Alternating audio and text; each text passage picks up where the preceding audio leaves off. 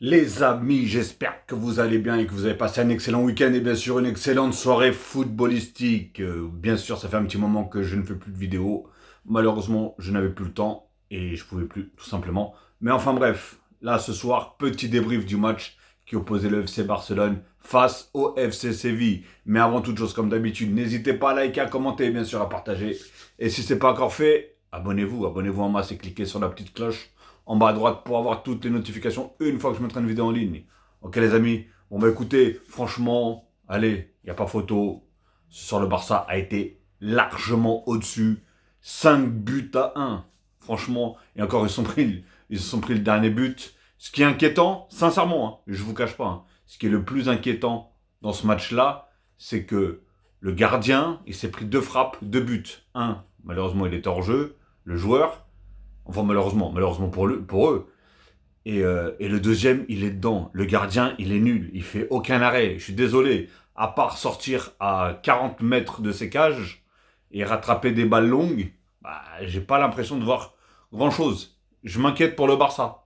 Même si je suis pas supporter du Barça, je m'inquiète pour eux, personnellement, sur ce cas-là. Mais sinon, le reste, franchement, c'est magnifique.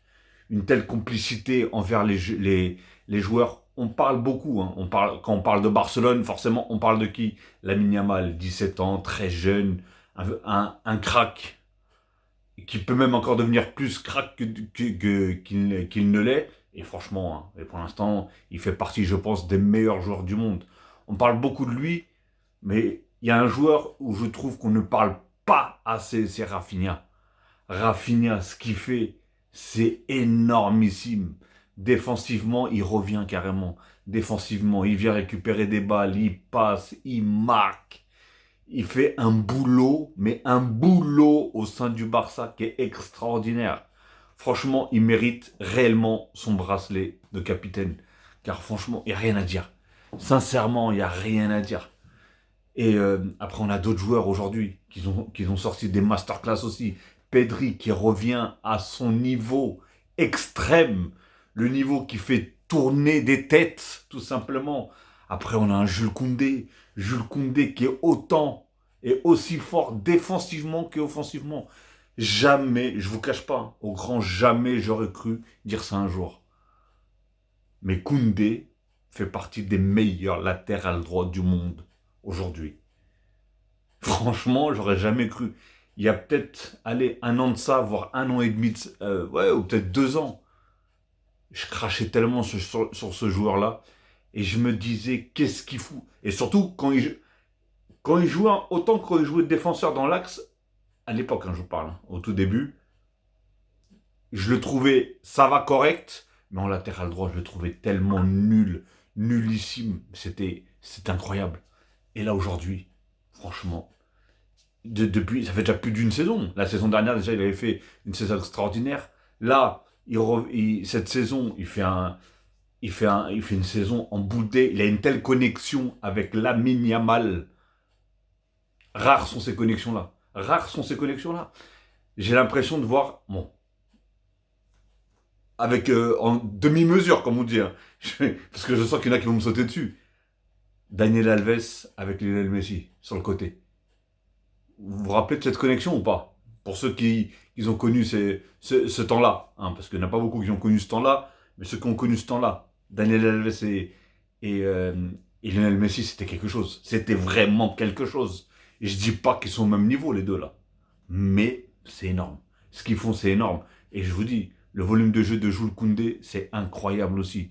Et je vous dis, parce que souvent, la plupart des latéraux, si vous regardez bien, ils sont soit plus forts en défense et offensivement, c'est pas top, ou vice versa. Soit ils sont très très forts en attaque et défensivement, c'est pas la folie. Mais lui, il est les deux. Il est bon défensivement, il est bon offensivement, il apporte énormément avec ses débordements, ses dédoublements, ses appels. Non, non, franchement, il n'y a rien à dire. Et il est tout le temps en mouvement. Tout le temps en mouvement. Tu le vois pratiquement jamais arrêter. Franchement, c'est incroyable. Je vais aussi parler du jeune, là. Comment il s'appelle? Attendez, je vais regarder vite fait. Casado, voilà. Casado, ce petit jeune. Alors, dites-moi si je me trompe, mais j'ai l'impression qu'il a une espèce de cocktail de deux joueurs en même temps. Un peu de Gavi et un peu de Pedri. Dites-le moi si je me trompe. Mais en fait, il a des espèces de mimiques de Gavi dans son style de jeu, tu sais, proche, assez physique, tout le temps à la charge, etc. Et le côté technique de Pedri. Je ne dis pas qu'il est aussi fort que Pedri, attention. Mais il a ce petit truc, franchement, non, rien à dire. Après, Koubarsi, hein, qui fait quand même un bon match. Hein. Mais bon, je vais, je vais y venir, vous inquiétez pas, les Madrilènes. Je vais y venir, parce que je sais qu'il y a... et pourtant, je ne suis pas supporter du Barça. Hein. Je fais autant de vidéos du Barça que du Real. Après, je suis obligé de faire des vidéos sur des matchs que j'ai vus, parce que là, c'est le seul match que j'ai vu du week-end. Parce que j'étais pas là, hier, j'étais malade. Donc voilà, enfin bref. Donc oui, personnellement, alors à moins que je me trompe, et à moins que je rate quelque chose, mais pour moi, il n'y a jamais péno. Je vous cache pas, il n'y a jamais péno. Il faut dire ce qui est. Après, comme j'ai dit, peut-être qu'il y a un truc que j'ai pas vu. Il y en a qui disent qu'il touche à l'arrière avec le genou, qui touche à l'arrière de la jambe de comment ça s'appelle de Rafinha.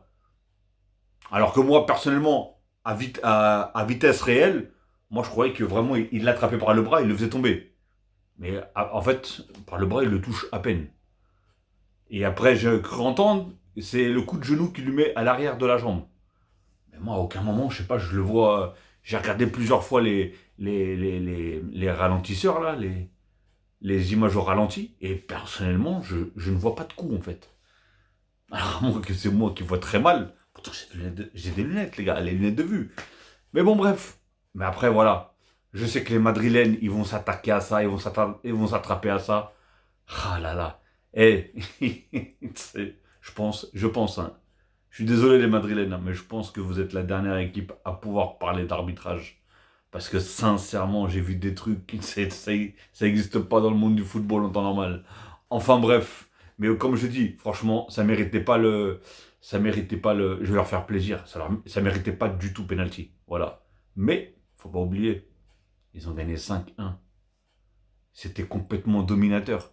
Donc c'est pas grâce à ce penalty qu'ils ont gagné le match. Il y en a qui vont me dire, oui, mais s'il n'y avait pas penalty, peut-être qu'ils auraient galéré pour marquer. Non, ils auraient jamais pu tenir. Séville, ils n'auraient jamais pu tenir 90 minutes comme ça avec la pression que le Barça était en train de leur mettre. C'était impossible. C'était impossible, que tu le veuilles ou pas. C'était impossible. Tu peux tenir, aller au pire, j'ai bien dit au pire, une mi-temps. Après, c'est fini. Tout simplement, c'est fini. On a vu la plupart ils sont tous blessés. Un, il s'est claqué à l'arrière de la cuisse. L'autre, il avait les deux jambes en crampe. Il y en avait un autre, des adducteurs. Ouais, franchement, ils n'ont pas eu de chance, par contre, Séville, sur les blessures. Mais Séville, par contre, aussi, on va parler un petit peu d'eux. Hein, parce que je me rappelle, il y a une période en arrière, Séville faisait partie des grands, quand même, de la Liga. Là, Séville, c'est horrible. C'est horrible. C'est défensif. Et vas-y que je te balance devant. Peut-être qu'il y aura une contre-attaque, mais c'est comme ça qu'il y a le but. Hein. Mais franchement, c'est catastrophique. Hein. Ah, réellement, c'est catastrophique. Donc voilà, les Madrilènes, arrêtez de sauter à la gorge des Barcelonais par rapport au penalty, parce que ceci, parce que cela, parce que malheureusement, Madrid ont eu des penalties et c'est ce qui ont permis de gagner le match avec des penalties pas, pas mérités du tout, mais vraiment du tout. Je ne vais pas commencer à citer les pénaltys, mais c'est grâce à ces pénaltys non mérités qu'ils ont gagné. Le Barça, c'était pas le cas. Le Barça, ils ont gagné 5-1. Donc, ils n'ont pas attendu. Enfin, c'est après le pénalty qu'ils ont commencé à mettre des buts, oui, forcément. Mais le pénalty, il a été assez. En début de match, tout simplement. Je ne me rappelle même plus. Il était à combien je vais vous dire ça tout de suite. Pénalty, 24e minute. Voilà. Même pas une demi-heure. Même pas une demi-heure de jeu. Même pas 25 minutes de jeu. Donc voilà, fallait s'y attendre. En tout cas, tout simplement, hein, le Barça qui, qui garde sa première place. Hein. Je vais regarder le classement, voir comment ça se passe. Le Barça qui garde leur première place toujours, 27 points. Le Real, 24 points. Ils ont gagné hier. Je crois que c'était hier, ouais. Mais par contre, j'ai pas vu le match. Et l'Atlético Madrid qui ont 20 points. Donc voilà. En fait, c'est 3 points qui séparent le Barça du Real. Et 4 points qui séparent l'Atlético Madrid du Real. Donc voilà. Voilà les amis, moi en tout cas, écoutez, j'espère que vous avez apprécié quand même le match. Hein, parce que franchement, il y avait vraiment de belles actions. Beaucoup de jeunes qui ont joué. Franchement. Et on a eu le retour de Gavi, j'allais l'oublier. Quel fou. Le retour de Gavi, qui a été carrément applaudi. Hein. Bon, j'allais dire par le Camp Nou, mais non, c'était pas au Camp Nou. Mais par tout le public barcelonais. Et je pense même que les supporters de Séville, ils ont dû même applaudir aussi. Parce que voilà, ça reste un très très très grand joueur. Il est énormissime. Donc voilà, en tout cas, content pour lui de son retour. On va avoir un très très gros match, je pense. Je sais pas quand est-ce qu'il joue le Barça, je crois que c'est mercredi, non? Si je me trompe pas, c'est mercredi. Et surtout, c'est face au Bayern de Munich. Donc, on va voir ce que ça va donner. Tout simplement. Ok, les amis. Bon, bah écoutez, je vais pas en durer plus longtemps non plus. C'était pas le match de l'année non plus. Donc, bah, dites-moi dans les commentaires ce que vous en avez pensé du match. Pour vous, quel a été le meilleur joueur du match? Bah, je vous cache pas. Moi, je mise entre Rafinha. Parce qu'aujourd'hui, la Yamal, il était là. Il a fait marquer un top but. Hein. Je pense que ça aurait été peut-être l'un des buts de la saison, en Liga en tout cas. Mais aujourd'hui, je ne l'ai pas trouvé trop là. Je vois qu'il a manqué pas mal de choses. Enfin bref, en tout cas, j'espère qu'il va être en forme pour voir un beau match contre le Bayern mercredi. Mais sinon, moi, j'aurais bien dit Rafinha. Franchement, Rafinha a été énorme. Après, il y a eu le doublé de Lewandowski aussi. Mais pour moi, Rafinha, il a fait un boulot extraordinaire. Donc voilà les amis, bah, dites-moi dans les commentaires pour vous quel a été le meilleur joueur en tout cas bah, de ce match-là, hein, l'homme du match tout simplement, et dites-moi ce que vous avez pensé tout simplement du match. Hein. Et parlez-moi d'ailleurs du penalty. Hein. Je vais, je vais laisser la parole à tout le monde, barcelonais, madrilène, moncudien, tout ce que tu veux. Tout ce que tu veux. Dites-moi pour vous, penalty ou pas penalty, tout simplement, dites-le moi dans les commentaires. Bon allez, prenez soin de vous, prenez soin des vôtres, faites attention à vous. Et bon courage pour ceux qui travaillent demain. Et je vous dis à la prochaine les amis. Là, je vais commencer à enchaîner les vidéos, donc n'hésitez pas à vous abonner et à suivre notre petites aventures de débrief. Ok les amis? Allez, ciao et à la prochaine. Bah à mardi surtout. Tchuss.